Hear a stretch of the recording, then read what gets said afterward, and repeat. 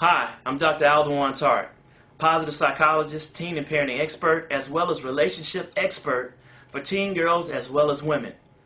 I'm doing this blog as a follow-up to the ABC Nightline special that aired, Why a Successful Black Woman Can't Find a Man.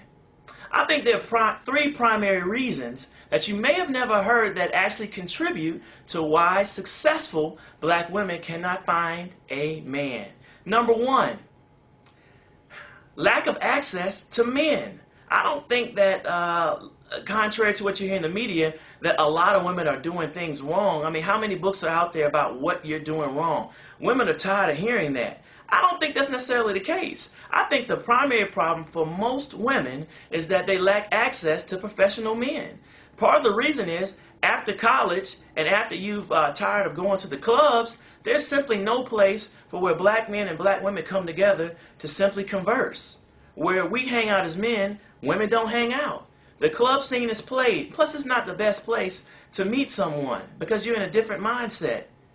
It's hard. So if you go and you work and you don't work around men, or you don't want to date the men where you work, you can go months, sometimes years, without seeing 5 or 6 quality brothers. But they're there. They're all over. I'm based in Atlanta, Georgia. Single men are all over the place. The problem is we don't hang out the same place, and we are just as frustrated as black women are because we can find quantity, but finding quality, that is very difficult.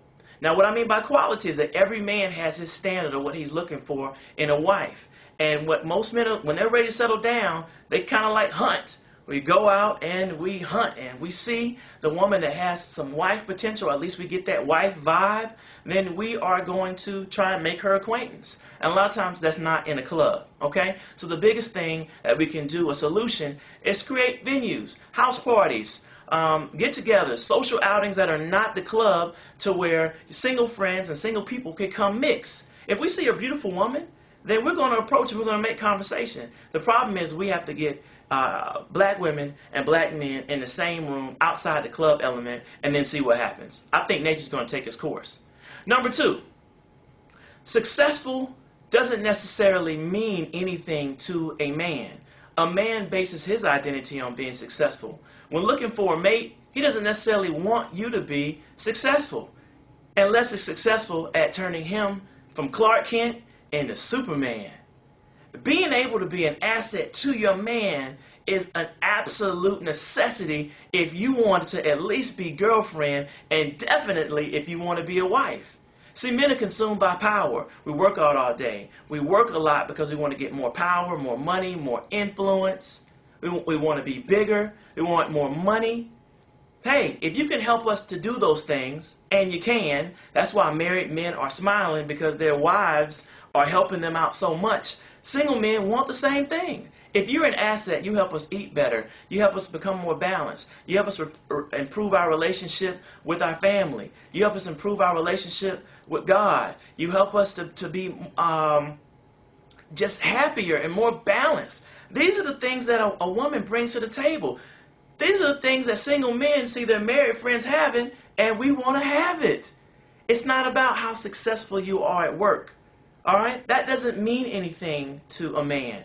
We want to know how successful you are at helping us to reach our dreams and improving our lives and our happiness. And a fine, gorgeous, smart, intelligent woman who's a lot of fun, who's inspiring and encouraging, can be an asset to any man as far as I'm concerned. Finally, number three. The third reason I think that successful black women are having a hard time meeting successful black men is that you have too much pride. And I'm saying that in a positive way. Now, I know you don't want to look like you're looking. That's what I mean by pride. I'm not saying that you should be depressed when looking for a man. That's ridiculous. But what you should be is not too proud to look like you're looking. I see so many women that go out and they look mad. Now, I know, it's a lot. You don't want to be out. You'd rather be at home with your man. But when you're out, I think what you think is a neutral look is actually comes off to a man as negative. And you look like you're not looking. You look like you don't want anyone to talk to you. And I understand that from a woman's ego standpoint. He who findeth a good wife, he who findeth a wife findeth a good thing, right? So you're not trying to look like you want to be found. But that's just the problem. Men look at your body language to figure out whether or not they should approach. If you're not smiling and engaging, we don't know whether or not you like us or not. If you just simply smile and then turn your eye contact in another direction and maybe look at us one more time, it's our job as men to come up to you.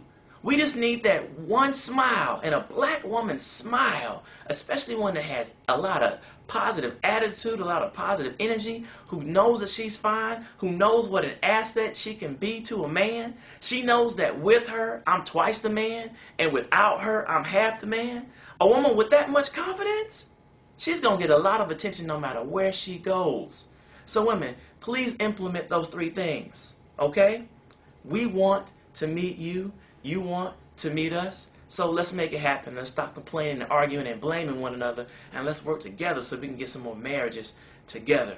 If you want more of this information, hey, I did write a book called The Ring Formula, How to Marry Mr. Right. I put it all in there. I'm not selling it to make money. I've given away more of these books than I've actually sold because I'm about empowerment. If we have more couples marrying, then we can improve the status of the black family and in essence improve the status of our community. That's what it's all about. So if you have any questions, send me an email, drtart@drtart.com, or if you want to book me for a speaking engagement or for a panel, I love to serve. I'm a servant, so that's what I do.